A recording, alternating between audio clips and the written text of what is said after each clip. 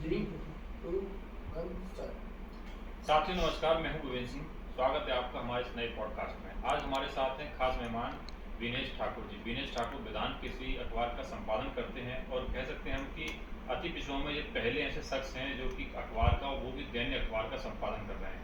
2007 से लगातार अखबार का संपादन कर रहे हैं। अब अखबार के साथ साथ ये एक राजनीति में भी अपना नया दल बना के राजनीति में भी आ गए हैं। आखिर हम बात करें राजनीति में आने की क्या जरूरत है। अच्छा खासा अखबार का संपादन कर रहे हैं, अखबार का अच्छा खासा सर्कुलेशन है, लेकिन अब राजनीति में आने की क्या जरूरत पड़ी है, बात करेंगे विनेश ठाकुर। सर, आपका स्वागत है हमारे इस पॉडकास्ट में। थैंक यू वीरेंद्र भाई। सर, आप अखबार का अच्छा खासा संपादन कर रहे थे, 2007 से लगातार अखबार कर रहे हैं। अति पिछड़ों के मुद्दों को बेबाकी से अपने अखबार के माध्यम से उठाते हैं, पिछड़ों की बात करते, अति पिछड़ों की बात करते हैं, उनका किस तरह से उत्थान होगा, आरक्षण के मुद्दों को आप बेबाकी से रखते हैं। लेकिन अब आपको राजनीति में क्यों आने की जरूरत पड़ी, क्या जरूरत पड़ी कि आप राजनीति में आ गए? है क्या वीरेंद्र भाई, आज तक का रिकॉर्ड है। मैं 2002 से पत्रकारिता कर रहा हूँ और 2007 में मैंने अपने अखबार का काम शुरू किया। मैं देख रहा था कि अखबार में बड़ी ताकत होती है, मीडिया में बड़ी ताकत होती है, लेकिन यहाँ भी भेदभाव का शिकार मैंने देखा। मैं केवल विधान के लिए मैं अपने अखबार का मालिक होने गया थे।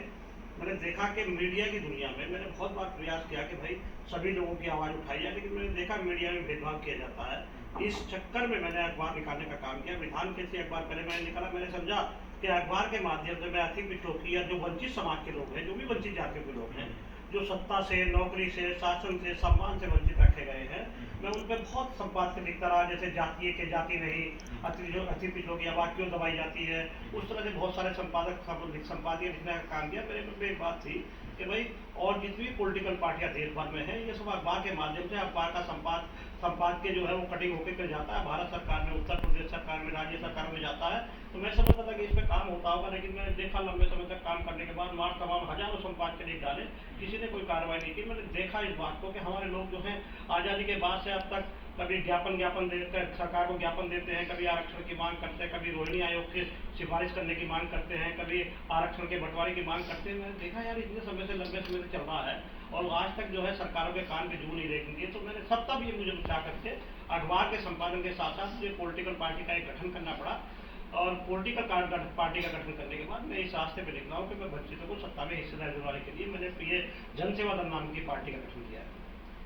आपने जन सेवा दल के नाम से पार्टी गठन किया है, लेकिन मैं उससे पहले भी आपने बोला है कि अखबार में और मीडिया में भी भेदभाव है। आखिर किस तरह का भेदभाव है, क्या भेदभाव आपने अखबार में मीडिया में देखा? भेदभाव ये है ना, बहुत सारे लोग वो कितने अखबार का काम सबसे पहला, मीडिया का काम सबसे पहला। मैं तो आपको भी कहना चाहूँगा कि मीडिया से आप हैं, मीडिया में काम करते हैं, बड़े पैमाने पर आपका ये चैनल, आपका ये ब्रॉडकास्ट करते हैं, बड़े बड़े नेताओं का पॉडकास्ट करने जाते हैं और इतना काम करते हैं। लेकिन वास्तविकता यही है कि जो नए मुद्दे होते हैं, जो सामाजिक व्यवस्थाओं के मुद्दे हैं, पाखंडवाद के मुद्दे हैं, अंधकार के मुद्दे हैं, जिससे अति पिछड़े वर्ग का आज की तारीख में अभी बिहार में जनगणना कोई हुई है, उसका 42% वोट वहाँ पर आया है ना। तो इसी तरह से उत्तर प्रदेश का पूरे देश भर में जो वंचित जातियाँ, कुछ भाई हैं हमारे जैसे और दूसरी जातियों के लोग हैं, जो वो अपने सरकार बना करके किसी तरह से और इनके बल पे वोट लेकर के सरकारें बनती रही हैं। लेकिन मैंने देखा कि अखबार के माध्यम से कितना काम कर लेंगे, तो इस चक्कर में जो है जनसेवा दल का गठन हुआ है। आपने जन सेवा दल का गठन किया और जन सेवा दल का गठन किया लगभग मैं समझता हूँ 1 साल हुआ होगा। आप पूरे उत्तर प्रदेश में घूम रहे हैं, हम आपके सोशल मीडिया प्लेटफॉर्म पर देखते हैं, आप पूरे उत्तर प्रदेश में जा रहे हैं, जहाँ भी जा रहे हैं अपने कह रहे हैं कि नंद सैन सभ्यता समाज के लोग हैं, आप उठो जाओ और सत्ता की तरफ चलो। आपने एक ट्रेन का नाम दिया, उन सबका ट्रेन ये सब था, मैंने पढ़ा था। आखिर क्यों लगता है कि आपको कि आप ही अति पिछड़ों के लिए कुछ कर सकते हैं और सभी लोग बातें भी कर रहे हैं? नहीं, अभी तक क्या हुआ, वहाँ तमाम पार्टियों को मैं देख रहा हूँ। मैं अखबार का मेरा पॉजिटिव व्यू है, पॉजिटिव ये है कि मैं अखबार की दुनिया से आता हूँ और अखबार की दुनिया से आने के कारण मैं हर चीज़ पे विश्लेषण करता हूँ। जातियों पे करता हूँ, धर्म पे करता हूँ, जातिवाद पे करता हूँ, राजनीति पे करता हूँ, हर चीज़ पे मैं विचार करता रहता हूँ। तो मैं देखता हूँ ना कि वाकई वास्तव में वास्तविकता ये है कि इन लोगों को सामाजिक और राजनीतिक आज की तारीख में हमारे लोग हैं प्रमाण के लिए मौजूद हुए। मैं नाई समाज से, नंदवंश से आता हूँ। शहर सविता समाज और श्रीवास्तव समाज नाम जो है, शर्मा, और बहुत सारे हमारे 22 जिलों में लोग शर्मा लगाने का काम करते हैं अपने नाम के आगे। वो कहीं ना कहीं जातिगत भेदभाव का शिकार होते हैं। इस चक्कर में कुछ ना कुछ अपना नाम के आगे टाइटल लगाना होता है ताकि किसी बात का। लेकिन आज की तारीख में ऐसी उत्तर प्रदेश में क्या देश भर में कोई जाति ऐसी अति पिछड़ों में नहीं आती है जिसका जातिगत सम्मान मिलता है, उनका जातिगत अपमान किया जाता है। जैसे हम लोगों को अभी 2 कौड़ी का बाबा आता है, आकर के लघुआ कह करके चला जाता है, क्या ऐसी तो उसकी आज की तारीख में हम लोगों का, चाहे वो कुम्हार हो, चाहे वो गडरिया हो, चाहे वो कश्यप हो, चाहे वो सैनी हो, चाहे वो माल कोई हो, उनको जातिगत अपमान किया जाता। तो उस चक्कर से उससे मुझे रुष्ट होकर के मुझे बड़ा क्रोध आता कि भाई सरकारें इस काम को देखना चाहिए।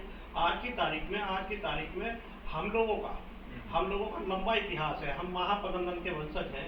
आज इतिहास गूगल पर डाल करके देखो तो गूगल सबका खुलासा कर देता है। जाकर के देखो उसमें अभी महापदनंदन डालो तो आपको पता चलेगा 364 ईस्वी पूर्व महापदनंदन जैसा सम्राट हुआ, चक्रवर्ती सम्राट पैदा हुए। हम लोग शासक वंश के लोग रहे, लेकिन न्यायी समाज की स्थापना थी। उसके बाद लोगों ने व्यवस्था के अनुसार जातियों में बांट करके उनको वो धंधे से जोड़ दिया गया। आज की तारीख में चाहे वो कुम्हार हो, बर्तन बनाने का जो काम करता है वो हर आदमी कुम्हार।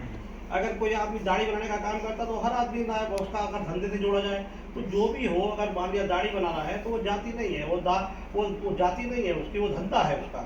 और धंधा जो भी आदमी करता है, चाहे वो ब्राह्मण वैश्य क्षत्रिय शूद्र जो भी आदमी हो, अगर वो दाढ़ी बनाने का काम करता है, सैलून बड़े बड़े देखो जावेद हबीब में दुनिया भर की कंपनियां देश भर में चल रही हैं, जो सैलून का काम करता है वो नाई। अब इसमें कोई थोड़ी जाति नहीं है, नाई नहीं है। और माली हो, सैनी माली चली व्यवस्था चली आ रही है। लोगों ने व्यवस्था ऐसी बना दी थी ताकि लोगों को कहीं ना कहीं अपने यूज करने के लिए बनाया गया था। हम लोग न्याय वंश के लोग हैं।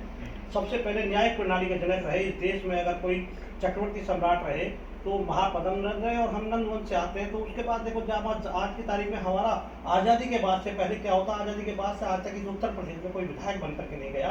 तो इस बात से लेकर के मैंने कहा सारे सब लोग बनते हैं, हम लोगों को भी सत्ता में जाने का शौक है। हमारे भी IAS IPS बनने चाहिए। भारत सरकार ने लेटर एंट्री पूरे देश में जग जाहिर है, पूरा मीडिया जानता है इस बात का लेकर के।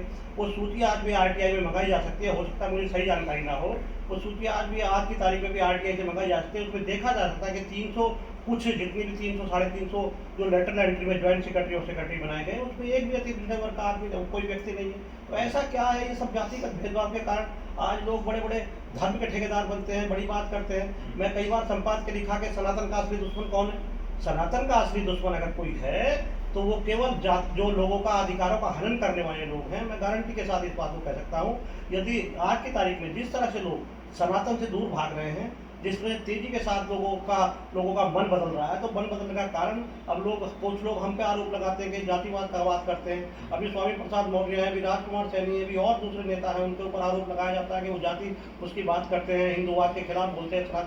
कोई सनातन के खिलाफ नहीं बोलता है, कोई हिंदूवाद के खिलाफ नहीं बोलता है। लेकिन जब बात अधिकारों की आती है तो अधिकारों के कारण जो है ये मजबूर होकर के लोगों को आज की तारीख में क्या जरूरत थी। अगर मान लिया भारत सरकार, अभी मोदी जी आए, प्रधानमंत्री बने देश के, उन्होंने आकर के 2014 में अपने आप को पिछड़ा का घोषित करने का काम किया है, और हमने मान भी लिया, सब लोगों ने वोट भी दिया। लेकिन वास्तविकता ये है कि जब प्रधानमंत्री बने तो अरे भाई अगर लेटर एंट्री में अगर 27% आरक्षण भी दिया होता तो 400 साढ़े 300 लोग में कम से कम 60-70 तो हमारा नंबर आता ना ज्वाइंट सेक्रेटरी बनते। लेकिन नहीं, तो ये भेदभाव के कारण जो है हम लोगों ने, एक हम ही नहीं पूरे देश में जो अलग जगह आई है, तो लोगों में जागृति आई, तो हर आदमी देश का प्रधानमंत्री बनना चाहता है, उत्तर प्रदेश का मुख्यमंत्री बनाता है। ये संविधान ने हम लोगों को अधिकार दिया है। और जब हम लोगों ने देखा कि वास्तव में हमारे साथ जो है अन्याय और अत्याचार हो रहा है और सरकारें कहती कुछ है करती कुछ, तो इस चक्कर में हम लोगों को ये सब अपने अपने हिसाब से लोग निकल पड़े, सब अपनी अपनी पार्टियां बना करके आज लोगों में जागरूकता आई है, राजनीतिक जागरूकता आई है। और मेरे समाज का खास करके मैं तो कह दूं अति पिछड़ी जातियों को लेकर के मैं चला हूं। और आज तक इस उत्तर प्रदेश में मार सपा बसपा भाजपा दूसरी भी पार्टियां रही हो, कांग्रेस रही हो, आज तक किसी को ये शर्म नहीं आई कि हम कर्पूरी ठाकुर की पूजा करते हैं, कर्पूरी ठाकुर को ईमानदार बताते हैं, कर्पूरी ठाकुर के नाम पर बिहार में सरकारें बनती है, लेकिन कर्पूरी ठाकुर जी की जाति को आज तक उत्तर प्रदेश में विधायक बनाने का काम नहीं किया। बड़े दुर्भाग्य की बात है। इस चक्कर में विनेश ठाकुर को मैदान में आना। आप मैदान में आए, आपने कहा कि कोई विधायक नहीं बनाती, कुछ काम नहीं करते, मतलब भेदभाव करते हैं। भारतीय जनता पार्टी कहती है सबका साथ सबका विकास, और इतने लंबे समय बाद कर्पूरी ठाकुर जी को भाजपा सरकार में ही भारत मिला, क्या ये काम नहीं? भारत में क्या मुझे प्रधानमंत्री बना दूं मैं? क्या जितने महापुरुष हैं मैं दे दूंगा उनको? कर्पूरी ठाकुर जी के क्या सम्मान नहीं मिला? कर्पूरी ठाकुर जी को भारत लेकर के ये आज से 20 साल पहले मिल जाना चाहिए था। ये कोई बहुत बड़ी बात नहीं है कि उनको दिया गया। आज की तारीख में जाके पैर में फटी बीमारी वो क्या जाने पीर पड़ा। भाई आज की तारीख में अगर मान लिया हमारे लोग शासन सत्ता में नहीं होंगे और आकर के 1-2% के लोग 3% के लोग आकर के शासन सत्ता में बैठ जाते हैं, आज अति पिछड़ा। आज सबसे बड़ी बात एक और है, मुझे एक और वक्त याद आ गई। मुझे एक बात और है कि भाई जब हम लोग 40% हो गए उत्तर प्रदेश में, अति पिछड़ी जातियों के 40-42% लोग हैं, और मान लिया 3-4 है ब्राह्मण, वैसे क्षत्रिय और शूद्र हर आदमी जानता है, अति पिछड़े वर्ग के लोगों को उनमें माना जाता है ना। हालांकि मैं इस बात को मानता नहीं हूँ, लेकिन वास्तव में उनको उनको माना जाता है। ऐसा क्या कारण है, ऐसा क्या कारण है कि सब लोग इनकी बात करते हैं, इनके नाम पे सरकार बनाते हैं, लेकिन इनको जब हम टिकट मांगने जाते हैं, विनेश ठाकुर जब टिकट मांगने जाता है, जब आप ही वीरेंद्र कुशवाहा होने के कारण टिकट मांगने जाओगे, तो आपसे पूछा जाएगा आपका कितना वोट है। आपका सैनी साकेत कुशवाहा मौजे का हर विधानसभा में 30-35 हजार वोट है। 35 हजार वोट अपने आप में बड़ी बात होता है, लेकिन वास्तविकता यह है कि आपको केवल कुशवाहा मान करके मना कर दिया जाएगा, या मन में प्लान कर दिया जाएगा कि नहीं भाई इसको नहीं बनाना है। आपसे कह दिया जाएगा कि आपका तो 15 हजार वोट है।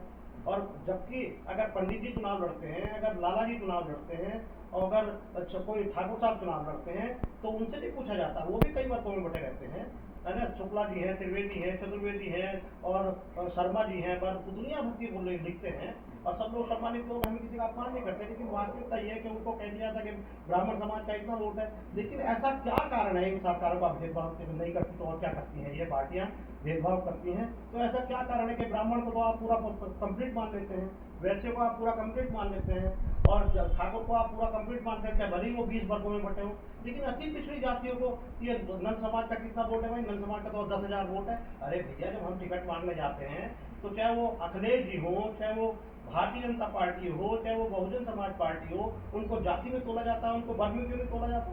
उनको कहा जाएगा अति पिछड़े वर्ग का 1.5 लाख वोट है। मैं दावे के साथ कह सकता हूँ उत्तर प्रदेश में एक भी विधानसभा ऐसी नहीं है जिसमें अति पिछड़े वर्ग का 1.25 लाख 1.5 लाख वोट से कम हो, गारंटी के साथ। तो मेरे मकसद ये है कि मैं किसी के चक्कर में आने वाला आदमी नहीं हूँ। मैंने जो अपना प्लान किया है, मैंने पॉलिटिकल पार्टी के रूप में एक भैया पावर प्रोजेक्ट बनाने का काम किया। इसमें मैं अति पिछड़े वर्ग के लोगों को, खास करके जो वंचित समाज के लोग हैं, उनको सत्ता में हिस्सेदारी और सत्ता और सरकार बनाने के लिए इस अभियान पर निकला हूँ, और इसमें मैं सफल होकर करूँगा, मेरी गारंटी।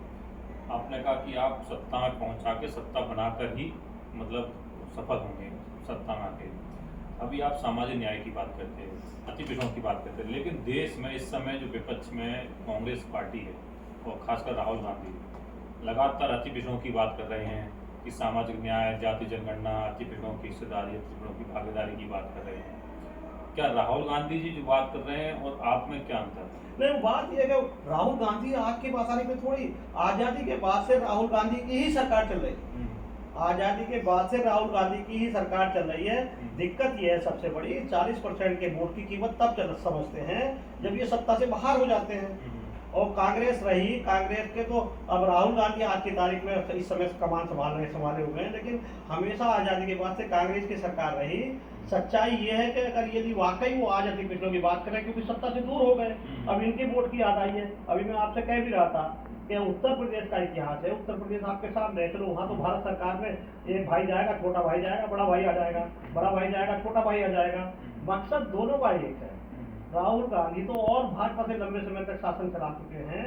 वास्तविकता ये है कि यदि उन्होंने इस लायक समझा होता, यदि उन्होंने उस समय किया होता, तो उनकी नौबत ना आती।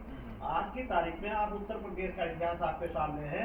1997 में बहुजन समाज पार्टी की सरकार बनी। बहन जी ने भाईचारा कमेटी के माध्यम से इन लोगों को भारतीय पिछड़ी जाति को इकट्ठा करने का काम किया, और जब ये 2-3 हजार वोट भारतीय उसके भाईचारा कमेटी के नाम पे 40-50 हजार वोट उनके साथ प्लस हुआ, जो उनका आधार वोट है उसके साथ प्लस हुआ, तो उनकी सरकार बन गई।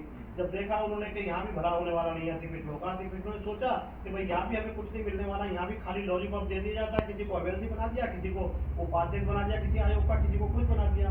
तो वो स्थिति फिर उसके बाद अति पिछड़े वर्ग ने समझा कि यार मेरे को यहाँ नहीं है। अभी वो आया है, अखिलेश जी आए हैं, समाजवादी पार्टी आई है, चलो अखिलेश जी को जाकर काम करेंगे। बहुजन समाज पार्टी से नाराज होकर के जब इनको अधिकार नहीं मिला, नाराज क्या होते बेचारे, कैसे से नाराज नहीं होते अति पिछड़े वर्ग के लोग। लेकिन ये भी आज की तारीख में पढ़े लिखे लोग हैं, एमएससी, बीएससी और ग्रेजुएट, पोस्ट ग्रेजुएट का लोग करे हुए हैं, उनको भी संवैधानिक जानकारी है कि भाई जब ये बन सकते तो हम क्यों नहीं बन सकते। तो वास्तविकता ये है कि कांग्रेस जो है, कांग्रेस का राहुल गांधी का इतने लंबे आज वो अति पिछड़ा जो कर रहे हैं, और ये उसकी बात नहीं है। अभी कुछ दिनों बाद देखना, जब ये चले जाएंगे भाजपा वाले, तो फिर ये भी अति पिछड़ा करते फिरेंगे कहते कुछ है करते कुछ है, इस देश की व्यवस्था रही है।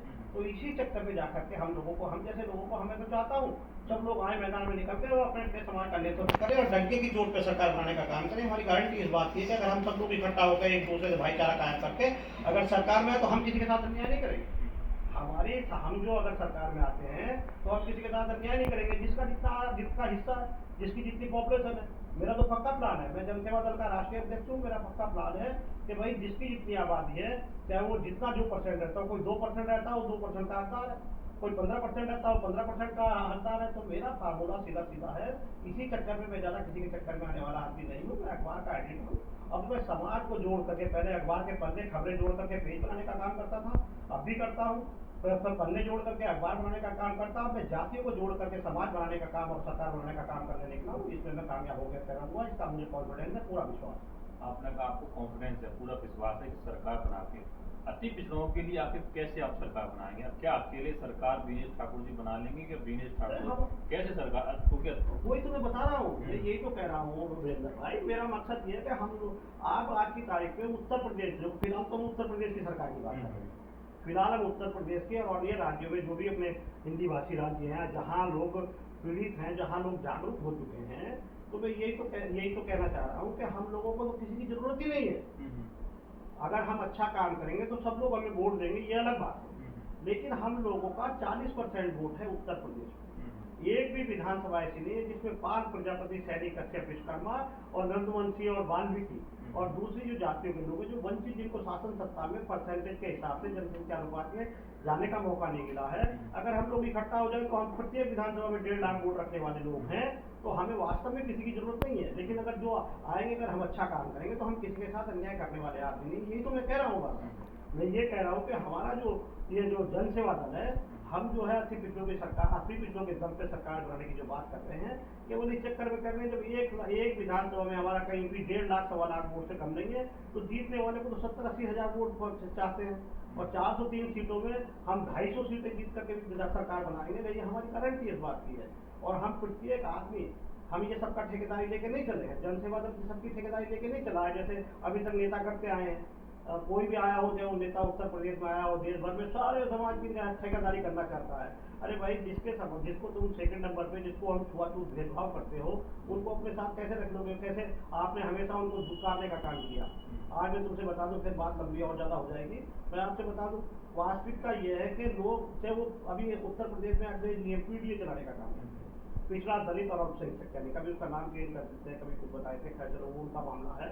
लेकिन वास्तविकता ये है कि पिछड़ों के नाम पर सब कोई बड़ी बड़ी बातें करता। हम सरकार में आएंगे, हम पिछड़ों के लिए कर देंगे।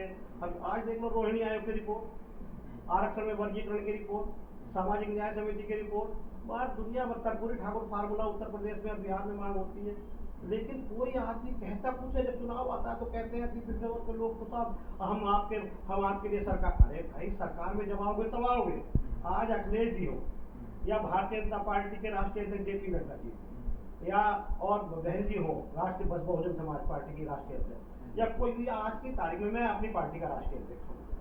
मैं अपनी पार्टी का राष्ट्रीय अध्यक्ष हूँ। मैं हिसाब से हर जाति को बराबर सम्मान दे करके उनको जिसका 5% है उसको 5%, जिसका 4% है उसको 4%, जिसका 7% है उसको 7%। मैं अपनी पार्टी का राष्ट्रीय अध्यक्ष होने के नाते उनको प्रत्याशी बना करके चुनाव मैदान में उतार सकता हूँ। लेकिन देखो, अभी समाजवादी पार्टी से कोई लोग हम सरकार में आएंगे तो अति पिछड़ों के लिए कर देंगे।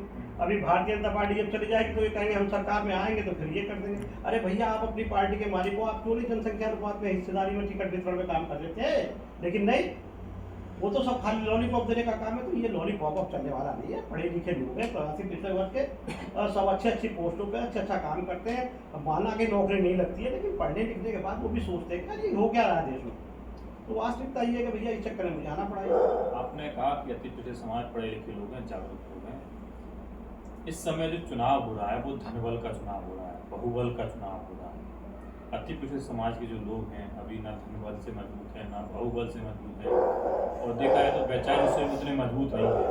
तो मैं ये जानना चाहूँगा कि बीनेश ठाकुर जी कैसे अति पिछड़े समाज को सत्ता तक पहुँचाएंगे? इन सब से कैसे, मतलब भैया देखो ना, मेरा समाज का आज तक एक विधायक नहीं बना। मेरे 90% लोग आज नंदवंश के लोग। अभी मेरे साथ हमारा एक लोक मोर्चा बना, अभी लोक मोर्चा बना है, उसमें हम लोग 9 दल हैं। आज की तारीख में हर लोग हमारे बड़े स्वामी प्रसाद मौर्य जी, राजकुमार सैनी जी और बड़े बड़े नेता इस बात को कहते हैं कि यार ये नंदवंश के लोग कहाँ से आ गए। जितने भी लोग मोर्चा में कार्यक्रम होते हैं उसमें हमारे लोगों की भी पर्याप्त भागीदारी रहती है।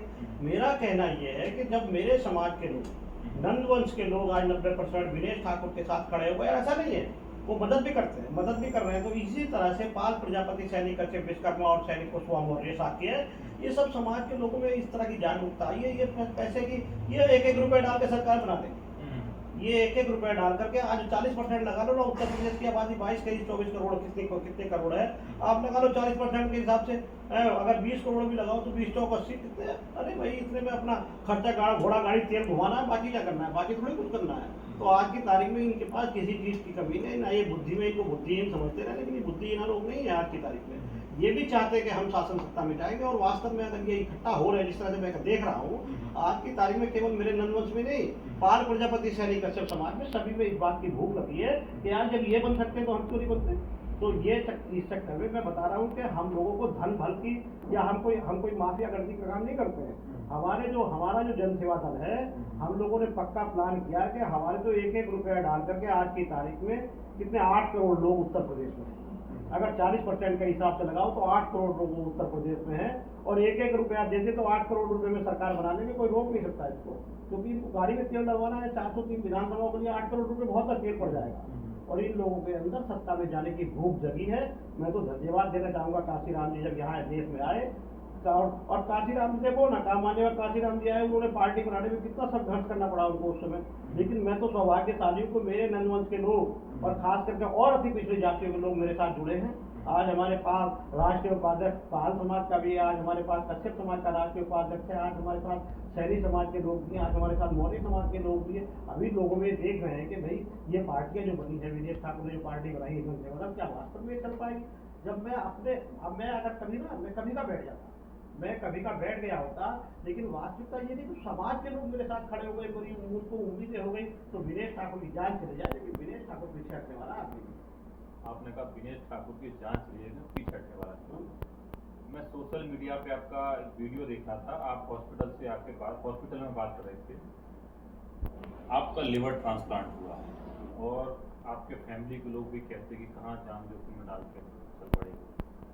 तो क्या आप आखिर क्यों इतनी जान जोखिम में डाल के आप अभी भी, मैंने देखा अभी आप मेडिसिन खा के बनवा सकते। हाँ नहीं, मेडिसिन क्या, और लीवर ट्रांसप्लांट का ये तो मेरे अंदर जो ज्यादा आया है। पहले तो मैं अखबार के माध्यम से करना चाहता था, लीवर ट्रांसप्लांट के पहले मैंने बहुत प्रयास किया। उससे पहले भी कई पार्टियों को मैंने प्रमोट करने का प्रयास किया। मैंने कई लोगों जो भी वो पुरस्कार आया तो मैंने उनसे केवल एक, क्योंकि अखबार का आदमी हूँ भैया, सबके संपर्क में रहता हूँ, सबके संपर्क में आना जाना, चाहे कोई पार्टी हो कोई हो तो सबके संपर्क में आना जाना रहता है। तो मैंने वहाँ भी डिमांड रखी इस बात की कि भाई संदेश उत्तर प्रदेश में नहीं, देश भर में 40% अति पिछड़ों की आबादी है ना, 40% अति पिछड़ों की आबादी है, लेकिन कोई सुनने को तैयार नहीं होता है, कोई सुनने को तैयार नहीं होता। तो इस चक्कर में जो है ये सब चलना पड़ा इसको लेकर के। 2027 के चुनाव को लेकर आपका क्या प्लान है? जैसे आपने कहा कि सत्ता में पहुंचकर ही आप मानेंगे, मतलब आपकी वो अभी लीवर ट्रांसप्लांट की बात आई थी, उसके बाद मैं बीच में अभी भूल गया था। तो लीवर ट्रांसप्लांट का मेरा क्या है, मैं जो अब निकला हूँ ना, मैं पहले विनेश ठाकुर हुआ करता था। जब मैंने देखा विनेश ठाकुर अपनी जातिगत, मेरा व्यक्तिगत सम्मान है, मैं अखबार चलाने का काम करता हूँ, मैं गारंटी के साथ कहता हूँ, जिस तरह से अति पिछड़ों के साथ भेदभाव किया जाता है, प्रत्येक का जातिगत अपमान किया जाता है, तो उस चक्कर जब मेरा लीवर ट्रांसप्लांट हुआ तो उसके बाद मैंने अपना नाम भी विनेश ठाकुर से विनेश भैया रख लिया है। क्योंकि विनेश भैया कह करके मैं सबका भैया बनकर काम करना चाहता हूँ, ठाकुर साहब बनकर मेरे बस का काम करना नहीं है। 21 मई 2024 को मेरे भाई वीरेंद्र भाई, मेरा 21 मई 2024 को लीवर ट्रांसप्लांट हुआ। मैंने उस दिन समझ लिया था कि विनेश ठाकुर यदि तेरी जान बच गई, क्योंकि लीवर ट्रांसप्लांट छोटा खेल नहीं है, लीवर ट्रांसप्लांट बहुत बड़ा खेल है। डॉक्टर ने मुझे कहा था कि साहब आप देखो लीवर ट्रांसप्लांट कामयाब होगा, लेकिन भाई पक्का तो गारंटी नहीं ले सकते। तो मुझे भी पता था कि लीवर ट्रांसप्लांट बहुत हार्ड मैटर है। तो उसमें मेरे मन में ये बात आई थी, उसी समय जब मैं लीवर का उसमें ओटी में जा रहा था, तो मेरे मन में ये आती कि विनेश ठाकुर अगर तू जान बच गई तेरी तो विनेश भैया बनकर इस समाज को अपने आप को समर्पित कर देगा। और मैंने लीवर ट्रांसप्लांट के बाद ये कसम खाई है कि विनेश ठाकुर 21 मई 2024 को दूसरा जन्म लेकर के इस समाज को अति पिछड़ों को सत्ता दिलवाने के लिए निकला है। और इस चक्कर में क्यों, इसी चक्कर में मैं डर भी ना रहा हूँ भाई। मेरा क्या, मैं तो 21 मई 2024 को मौत का शिकार हो चुका हूँ। मुझे लीवर ट्रांसप्लांट में मैं मारा जाता। ये तो लाखों करोड़ों लोगों की दुआएं मुझे मिली, उस चक्कर में मुझे दूसरा जन्म जो मिला है। तो इस चक्कर में मैं निकला हूँ कि भैया अब इन जातियों को सत्ता में स्थापित करके इनको धन धरती शिक्षा सम्मान बराबर दिलवाने का काम करूंगा। ये मेरा प्रयास है। आपने कहा धन धरती शिक्षा समय सम्मान दिलाए काम करेंगे। आप विनेश ठाकुर से विनेश भैया हो गए, विनेश भैया बन के काम करना चाह रहे हैं। 2027 में किस सत्ता तक पहुंचाएंगे विनेश भैया जी अति पिछड़े समाज को और जो वंचित समाज है? हाँ, मैं वही मैं बता रहा हूँ ना। हम लोगों में केवल विनेश ठाकुर या नंदवंश में नहीं, इसमें हमारे साथ राजेश सिद्धार्थ हैं, हमारे साथ वो जो उससे वाल्मीकि समाज से आते हैं। आज की तारीख में मुझे बता दो, उत्तर प्रदेश की 403 विधानसभाओं में वाल्मीकि समाज के लोग 3-3 हजार रुपये में सफाई वो कर रहे हैं, काम कर रहे हैं। 2-2 हजार रुपये में सफाई कर रहे हैं, 4-4 हजार रुपये में संविदा में मेरे सामने आते हैं। यहाँ 4-4, 6-6 महीने से तनख्वाह नहीं मिलती, 8-8 महीने तनख्वाह मिली हो जाती, वो भी 4-5 हजार रुपये। तो अब वो राजेश सिद्धार्थ है, आज की तारीख में वो मेरे साथ है, वो हमारे साथ है। और हमारे साथ होने के कारण आज जैसे हम लोगों का 10-15 हजार वोट है, उसी तरह से प्रत्येक विधानसभा में उनका वोट है। तो इस तरह से मेरा मकसद तो ये, सत्ता में जाने का मकसद केवल पैसे के पद के बल पे नहीं जाएगा। सत्ता में अगर हम जाएंगे तो जो बाबा साहब ने हमको अधिकार दिया है वोट का, वोट की बदौलत हम लोग सत्ता में जाएंगे। तो मैं बता रहा हूँ कि हम 40% तो ये हैं। और अति दलित जो है, अति दलित बड़े पैमाने पे उत्तर प्रदेश में है, जिसमें कोरी है, वाल्मीकि समाज है और बहुत सारी जातियां हैं जिनको एक विधायक बन गए, एक सांसद बन गए, उनकी कोई पार्टी में रहता नहीं है। वो पार्टी की नीतियों में, मैं किसी जो विधायक भी हैं, आज की तारीख में भी विधायक है, आज की तारीख में भी मिनिस्टर है, आज की तारीख में भी सांसद है। सवाल ये है कि जो पार्टी और पार्टी की प्रत्येक पार्टी हो या अखबार हो, मैं देखता हूँ मीडिया का आदमी हो, मैं देखता हूँ उसकी अपनी कोई ना कोई आइडियोलॉजी होती है। उसी तरह से प्रत्येक पार्टी की, अगर मैं विधायक बना दो, मुझे भारतीय जनता पार्टी का विधायक बना दो या समाजवादी पार्टी का विधायक बना दो या भाजपा का विधायक बना दो, तो मेरी मजबूरी है उसकी नीतियों पे चलना। जो पार्टी का डिसीजन होगा, जो राष्ट्रीय अध्यक्ष का डिसीजन होगा, जो उसका डिसीजन होगा, वो माना जाएगा। तो इसी चक्कर में तो नहीं तो हम तो अभी आज की तारीख में विधायक में कमी थोड़ी है हमारे समाज के, हमारे तो नहीं है खैर, लेकिन अति पिछड़े वर्ग के काफी सारे विधायक हैं। लेकिन किसी की हिम्मत नहीं है कि वो जाकर के इस बात की बात कर दे कि भाई आरक्षण का बंटवारा क्यों नहीं होता है। अभी हमारे साथ बहुत सारी जातियां ऐसी हैं जो ओबीसी में आती है। अगर ये ओबीसी की बात करें तो 60% है, तो बिहार की जनगणना हुई है उसमें 60% आया है।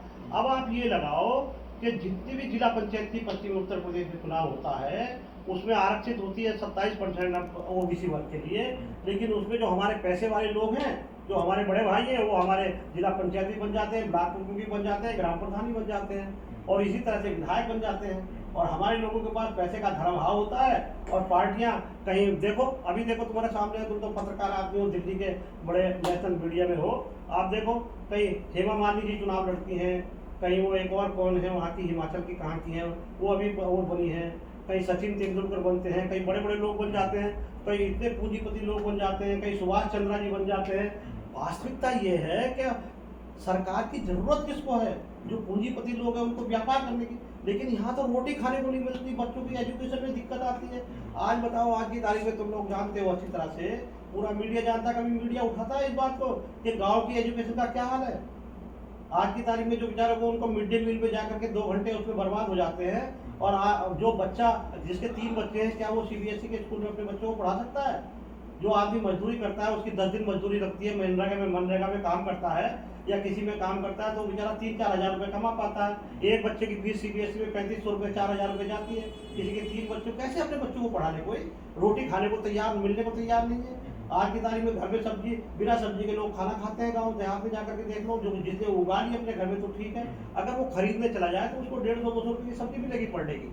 तो ऐसी स्थिति में क्या हो सकता है? तो इस चक्कर में हमारे लोगों में जागरूकता, ये मेरी बात नहीं है केवल अकेले की, जो पढ़े लिखे लड़के हैं, जो पढ़े लिखे युवा हैं, मैं तो उनसे अपील करना चाहता हूँ कि जब सब लोग शासन सत्ता के लिए दौड़ सकते हैं तो युवाओं को आगे लगा करके नंदवंश के, अति पिछड़े वर्ग के, पाल प्रजापति, सैनी, कश्यप, वाल्मीकि समाज के और जो अन्य वंचित जातियां हैं उनको आगे निकल के आना चाहिए। और युवा जिस दिन चाहेगा इस उत्तर प्रदेश को बदल के रख देगा, नहीं देश को बदल के रख देगा, ये मेरी गारंटी है। आपने कहा युवा देश, उत्तर प्रदेश को बदल के रख देगा। आखिर युवा किस तरह से जुड़े? जैसे आपने कहा कि युवा आगे आए, युवाओं को आगे आना चाहिए।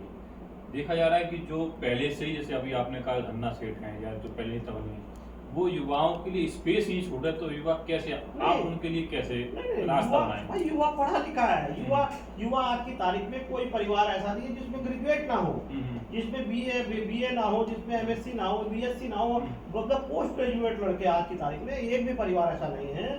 तो वो लड़के जो है उनको जाने से कोई रोक नहीं सकता है। उनको पता है कि विनेश ठाकुर नंदवंश का आदमी है, और हमारा जो है सब कुछ होने के बावजूद, सब कुछ फिट फोर होने के कंप्लीट होने के बावजूद भी समाज को सत्ता में ले जाने के निकला। सबको पता है कि सत्ता ही प्रत्येक ताले की मास्टर चाबी है। आज अभी की मैं बता दूं, मैं एक दिन और परसों कह रहा था, अभी लोग उसमें हम, हालांकि सरकार वरकार में पैसा नहीं जाता, लेकिन दलाल इतने घूमते हैं, एक छोटी सी वैकेंसी निकलेगी, अगर 10 वैकेंसी निकलेगी तो 100 लोग घूमते फिरेंगे उसमें। अभी बिजनौर के 3 लोग हैं, उन्होंने 16 लाख रुपए दे रखे जमीन बेच करके, और उसके बाद उनको ज्वाइन कराया गया जौनपुर के एक स्कूल में। 3 महीने बच्चों ने नौकरी की, वापस आ गए। वो लोग सब जानते हैं, युवाओं को बताने की जरूरत नहीं है, उनको तो केवल नेतृत्व करने वालों की जरूरत है। इससे पहले मैं बताऊं वीरेंद्र भाई, बहुत सारे नेता आए उत्तर प्रदेश में भी, ऐसा नहीं कि ओबीसी वर्ग से नेता नहीं आए, लेकिन क्या है वो लोग हमेशा सेकंड नंबर पे भी नहीं रहे। बहुजन समाज पार्टी के साथ रहे हो, बहन जी ने किसी को बराबर भी नहीं रखा, उनको सम्मान दिया, उनको मिनिस्टर बना के रखा, उनको सब कुछ बना के रखा। उसी तरह से समाजवादी पार्टी में भी रहे, मंत्री भी बने, सारा काम करे, लेकिन कमान तो किसी के और के हाथ में है ना, वो अपनी मर्जी से निर्णय नहीं कर सकते। तो आज की तारीख में सारे युवा, मेरे समाज के 100% युवा जो और हमारे सम्मानित लोग हैं 50-60 साल से ऊपर के, वो भले ही एक बार संकोच कर रहे हो, क्योंकि सामाजिक संगठन बना करके उन लोगों ने किसी को राष्ट्रीय अध्यक्ष बना रखा है, किसी को प्रदेश अध्यक्ष बना रखा है। कोई भाई राष्ट्रीय अध्यक्ष बना हुआ तो वो जिलाध्यक्ष कैसे बने, और कंडीशन तो उनके सामने ईगो। लेकिन युवाओं को ये लग रहा है कि वाकई जब तक हम सत्ता में नहीं जाएंगे, हम खाली एमएससी कर लें, बीएससी कर लें, ग्रेजुएशन कर लें, एलएलबी कर लें, कुछ भी कर लें। आज देख लो कॉलेजियम सिस्टम को कौन नहीं जानता भाई, कॉलेजियम सिस्टम को हर कोई नहीं, कौन नहीं जानता। आज देख लो कहाँ कितने जज हैं देश भर में, कितने हमारे कितने अति पिछड़े। अरे भाई हिस्से की बात है, बंटवारा इस देश में बजट बनता है 100 करोड़, 100 एक बाप के 10 बेटे, 100 बीघा जमीन है, उसमें क्यों भैया 10 बेटों में 10 बीघा नहीं बांट देते? एक बेटे को 90 बीघा दे दी, और बाकी जो बचे 9 बेटे उसमें उसको एक बीघा बांटी। तो ये कोई तरीका नहीं है, बेईमानी हो रही है हम लोगों के साथ, और ये बेईमानी अब ये युवा वर्ग बर्दाश्त नहीं करेगा। इसको पता है कि हम लोग जो है वोट की ताकत में, अगर हम 1-1 रुपया डाल लें तो आज की तारीख में प्रत्येक विधानसभा में अच्छे खासे आपस में एक दूसरे की मदद करके चुनाव लड़ा करके जीत सकते हैं। और ये छोड़ो, मैं तो 200-250 सीटों की बात कर रहा हूँ।